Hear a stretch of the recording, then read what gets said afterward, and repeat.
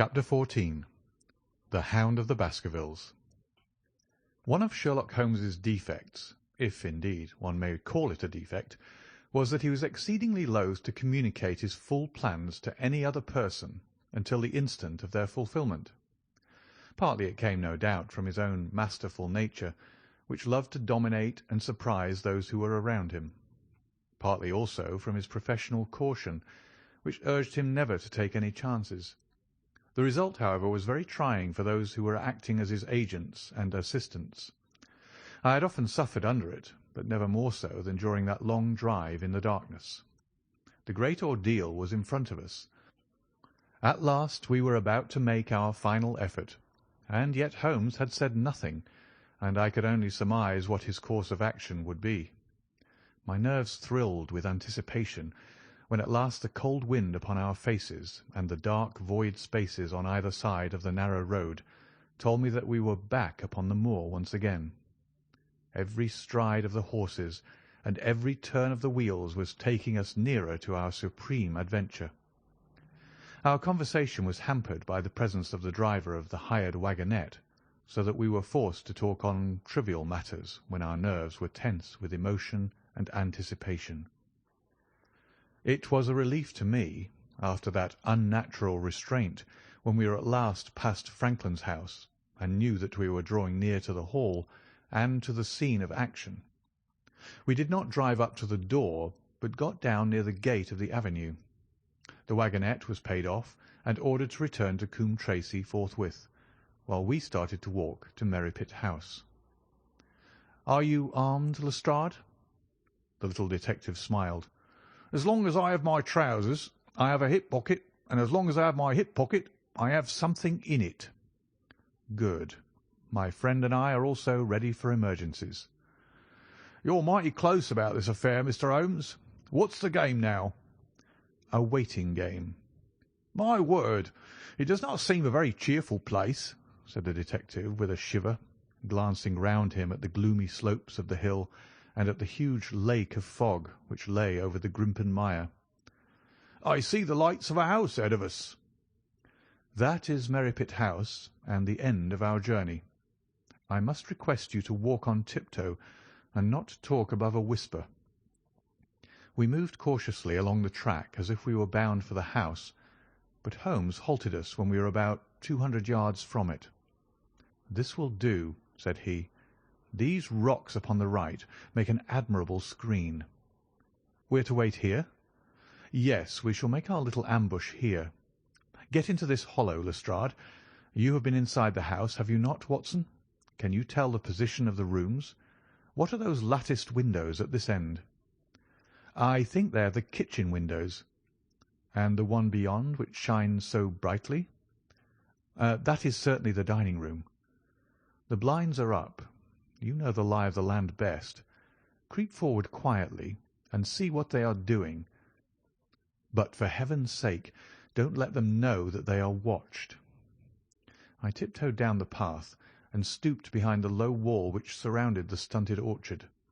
Creeping in its shadow, I reached a point whence I could look straight through the uncurtained window. There were only two men in the room, Sir Henry and Stapleton. They sat with their profiles toward me on either side of the round table. Both of them were smoking cigars, and coffee and wine were in front of them.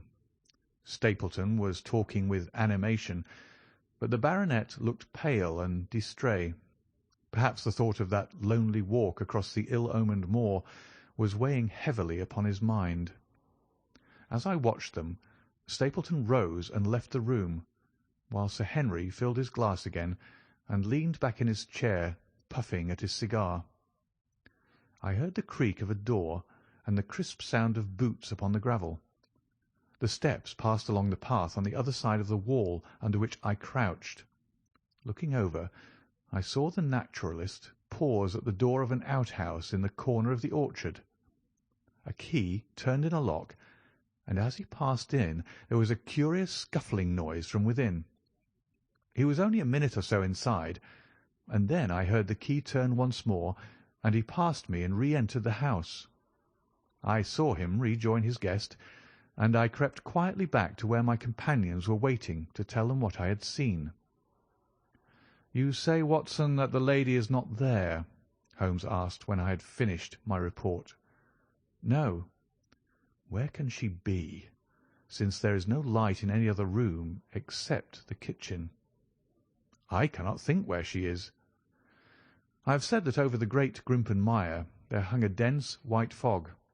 It was drifting slowly in our direction, and banked itself up like a wall on that side of us, low but thick and well defined. The moon shone on it, and it looked like a great shimmering ice field, with the heads of the distant tors as rocks borne upon its surface. Holmes's face was turned towards it, and he muttered impatiently as he watched its sluggish drift. "It's moving towards us, Watson." "Is that serious?" "Very serious indeed. The one thing upon earth which could have disarranged my plans. He can't be very long now. It is already 10 o'clock.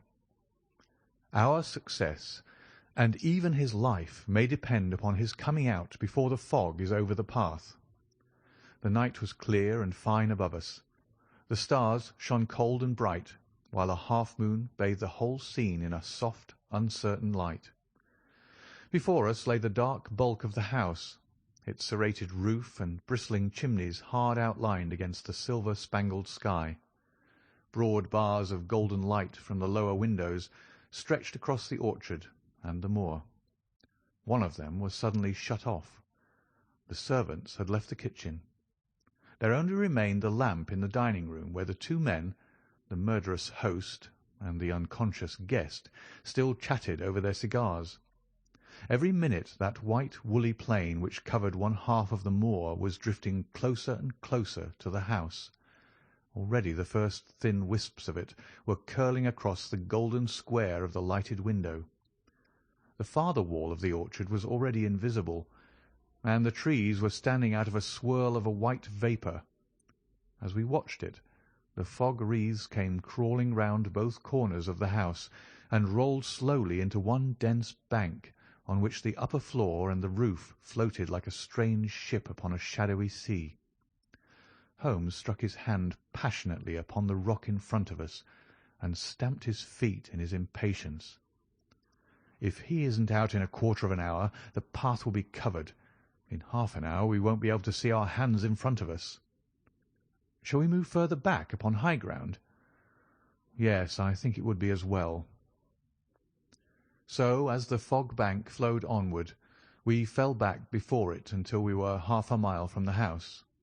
And still that dense white sea, with the moon silvering its upper edge, swept slowly and inexorably on. "We are going too far," said Holmes. "We dare not take the chance of his being overtaken before he can reach us. At all costs we must hold our ground where we are." He dropped on his knees and clapped his ear to the ground. "Thank God! I think that I hear him coming." A sound of quick steps broke the silence of the moor. Crouching among the stones, we stared intently at the silver-tipped bank in front of us. The steps grew louder, and through the fog as through a curtain there stepped the man whom we were awaiting. He looked around him in surprise as he emerged into the clear starlit night. Then he came swiftly along the path, passed close to where we lay, and went on up the long slope behind us. As he walked, he glanced continually over either shoulder, like a man who is ill at ease. "Hist!" cried Holmes, and I heard the sharp click of a cocking pistol. "Look out! It's coming!" There was a thin, crisp, continuous patter from somewhere in the heart of that crawling bank. The cloud was within 50 yards of where we lay, and we glared at it, all three uncertain what horror was about to break from the heart of it. I was at Holmes's elbow, and I glanced for an instant at his face. It was pale and exultant, his eyes shining brightly in the moonlight. But suddenly they started forward in a rigid, fixed stare, and his lips parted in amazement. At the same instant Lestrade gave a yell of terror and threw himself face downward upon the ground. I sprang to my feet, my inert hand grasping my pistol, my mind paralysed by the dreadful shape which had sprung out upon us from the shadows of the fog. A hound it was, an enormous coal-black hound, but not such a hound as mortal eyes have ever seen. Fire burst from its open mouth. Its eyes glowed with a smouldering glare. Its muzzle and hackles and dewlap were outlined in flickering flame. Never in the delirious dream of a disordered brain could anything more savage, more appalling, more hellish be conceived than that dark form and savage face which broke upon us out of the wall of fog. With long bounds the huge black creature was leaping down the track, following hard upon the footsteps of our friend. So paralysed were we by the apparition that we allowed him to pass before we had recovered our nerve. Then Holmes and I both fired together, and the creature gave a hideous howl which showed that one at least had hit him. He did not pause, however, but bounded onward. Far away on the path we saw Sir Henry looking back, his face white in the moonlight, his hands raised in horror, glaring helplessly at the frightful thing which was hunting him down. But that cry of pain from the hound had blown all our fears to the winds. If he was vulnerable, he was mortal, and if we could wound him, we could kill him. Never have I seen a man run as Holmes ran that night. I am reckoned fleet of foot, but he outpaced me as much as I outpaced the little professional. In front of us, as we flew up the track, we heard scream after scream from Sir Henry and the deep roar of the hound. I was in time to see the beast spring upon its victim, hurl him to the ground, and worry at his throat. But the next instant Holmes had emptied 5 barrels of his revolver into the creature's flank. With a last howl of agony and a vicious snap in the air, it rolled upon its back, 4 feet pawing furiously, and then fell limp upon its side. I stooped, panting, and pressed my pistol to the dreadful shimmering head, but it was useless to press the trigger. The giant hound was dead. Sir Henry lay insensible where he had fallen. We tore away his collar, and Holmes breathed a prayer of gratitude when we saw that there was no sign of a wound, and that the rescue had been in time. Already our friend's eyelids shivered, and he made a feeble effort to move. Lestrade thrust his brandy flask between the baronet's teeth, and 2 frightened eyes were looking up at us. "My God!" he whispered. "What was it?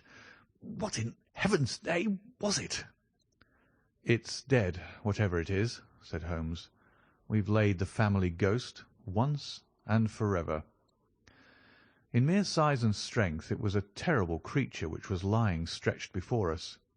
It was not a pure bloodhound, and it was not a pure mastiff, but it appeared to be a combination of the two, gaunt, savage, and as large as a small lioness.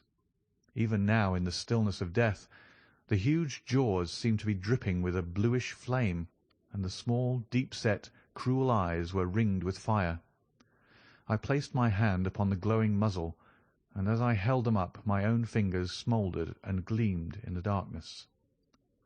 "Phosphorus," I said.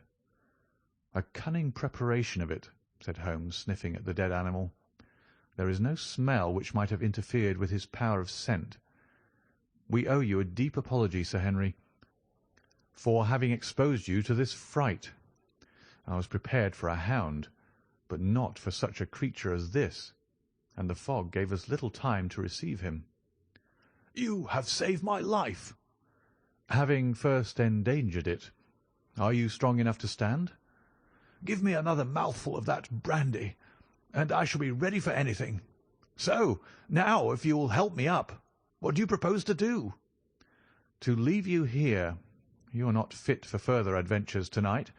If you will wait, one or other of us will go back with you to the hall." He tried to stagger to his feet, but he was still ghastly pale and trembling in every limb. We helped him to a rock where he sat shivering with his face buried in his hands. "We must leave you now," said Holmes. "The rest of our work must be done, and every moment is of importance. We have our case, and now we only want our man."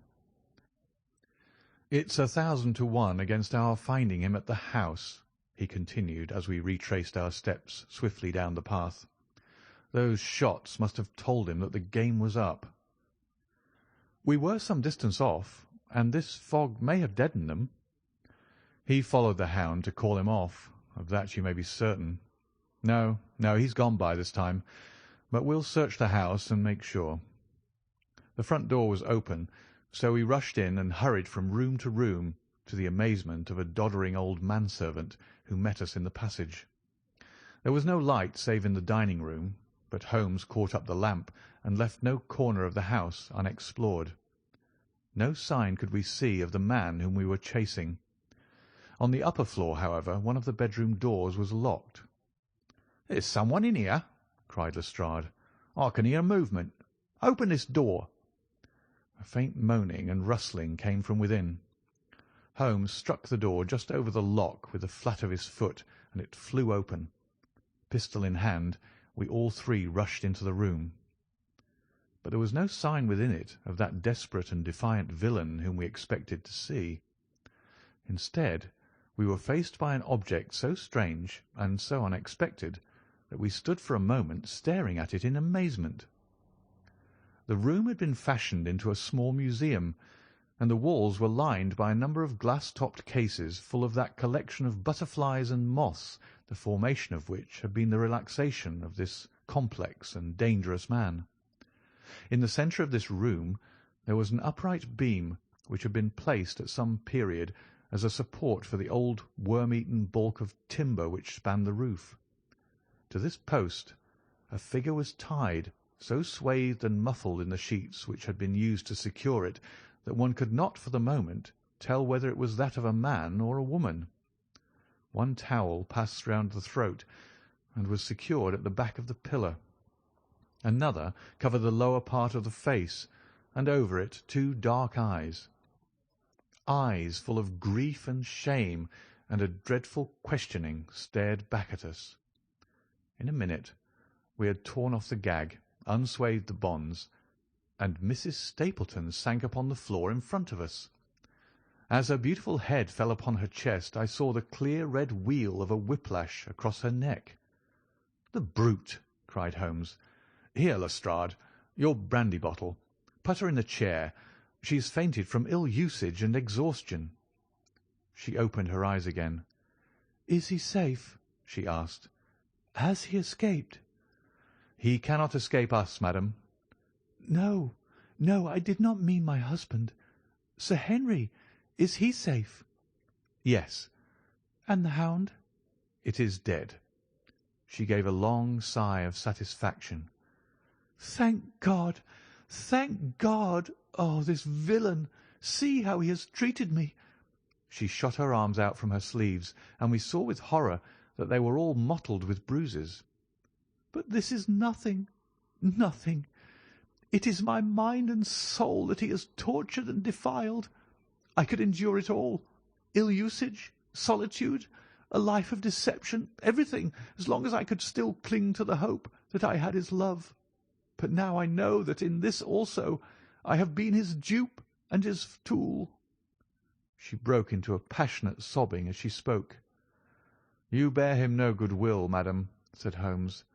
"Tell us, then, where we shall find him. If you have ever aided him in evil, help us now and so atone." "There is but one place where he can have fled," she answered. "There is an old tin mine on an island in the heart of the mire. It was there that he kept his hound, and there also he had made preparations so that he might have a refuge. That is where he would fly." The fog-bank lay like white wool against the window. Holmes held the lamp towards it. "See," said he, "no one could find his way into the Grimpen Mire to-night." She laughed and clapped her hands. Her eyes and teeth gleamed with fierce merriment. "He may find his way in, but never out," she cried. "How can he see the guiding wands to-night? We planted them together, he and I, to mark the pathway through the mire. Oh, if I could only have plucked them out to-day, then indeed you would have had him at your mercy." It was evident to us that all pursuit was in vain until the fog had lifted. Meanwhile we left Lestrade in possession of the house, while Holmes and I went back with the baronet to Baskerville Hall. The story of the Stapletons could no longer be withheld from him, but he took the blow bravely when he learned the truth about the woman whom he had loved. But the shock of the night's adventures had shattered his nerves, and before morning he lay delirious in a high fever under the care of Dr. Mortimer. The two of them were destined to travel together round the world before Sir Henry had become once more the hale, hearty man that he had been before he became master of that ill-omened estate.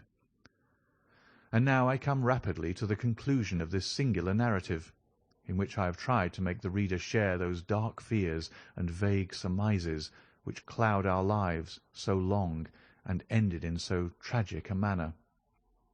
On the morning after the death of the hound, the fog had lifted, and we were guided by Mrs. Stapleton to the point where they had found a pathway through the bog. It helped us to realize the horror of this woman's life, when we saw the eagerness and joy with which she laid us on her husband's track. We left her standing upon the thin peninsula of firm, peaty soil, which tapered out into the widespread bog. From the end of it, a small wand planted here and there showed where the path zigzagged from tuft to tuft of rushes among those green-scummed pits and foul quagmires which barred the way to the stranger.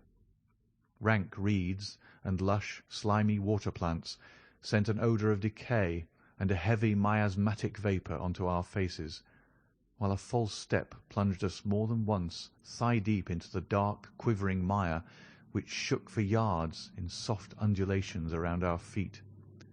Its tenacious grip plucked at our heels as we walked, and when we sank into it, it was as if some malignant hand was tugging us down into those obscene depths, so grim and purposeful was the clutch in which it held us. Once only we saw a trace that someone had passed that perilous way before us. From amid a tuft of cotton grass which bore it up out of the slime, some dark thing was projecting. Holmes sank to his waist as he stepped from the path to seize it, and had we not been there to drag him out, he could never have set his foot upon firm land again. He held an old black boot in the air. "Myers, Toronto," was printed on the leather inside. "It is worth a mud bath," said he. "It is our friend Sir Henry's missing boot." "Thrown here by Stapleton in his flight."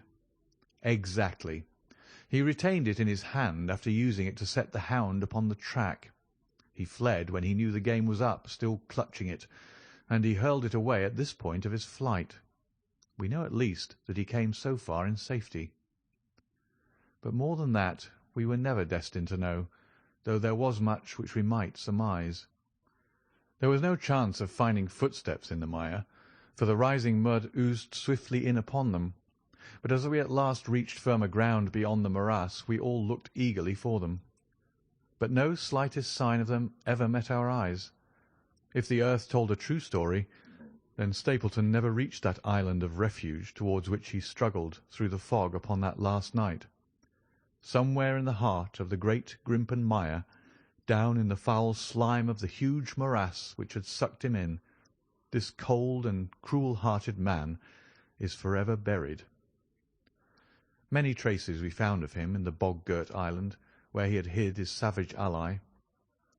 A huge driving wheel and a shaft half filled with rubbish showed the position of an abandoned mine. Beside it were the crumbling remains of the cottages of the miners, driven away no doubt by the foul reek of the surrounding swamp. In one of these a staple and chain with a quantity of gnawed bones showed where the animal had been confined. A skeleton with a tangle of brown hair adhering to it lay among the debris. "A dog," said Holmes. "By Jove, a curly-haired spaniel. Poor Mortimer will never see his pet again. Well, I do not know that this place contains any secret which we would not already have fathomed. He could hide his hound, but he could not hush its voice, and hence came those cries which even in daylight were not pleasant to hear. On an emergency he could keep the hound in the outhouse at Merrypit, but it was always a risk, and it was only on the supreme day, which he regarded as the end of all his efforts, that he dared do it. This paste in the tin is no doubt the luminous mixture with which the creature was daubed. It was suggested, of course, by the story of the family hell-hound and by the desire to frighten old Sir Charles to death. No wonder the poor devil of a convict ran and screamed, even as our friend did, and as we ourselves might have done, when he saw such a creature bounding through the darkness of the moor upon his track. It was a cunning device, for apart from the chance of driving your victim to his death, what peasant would venture to inquire too closely into such a creature should he get a sight of it, as many have done upon the moor? I said it in London, Watson, and I say it again now, that never yet have we helped to hunt down a more dangerous man than he who is lying yonder. He swept his long arm towards the huge mottled expanse of green splotched bog, which stretched away until it merged into the russet slopes of the moor. End of chapter 14.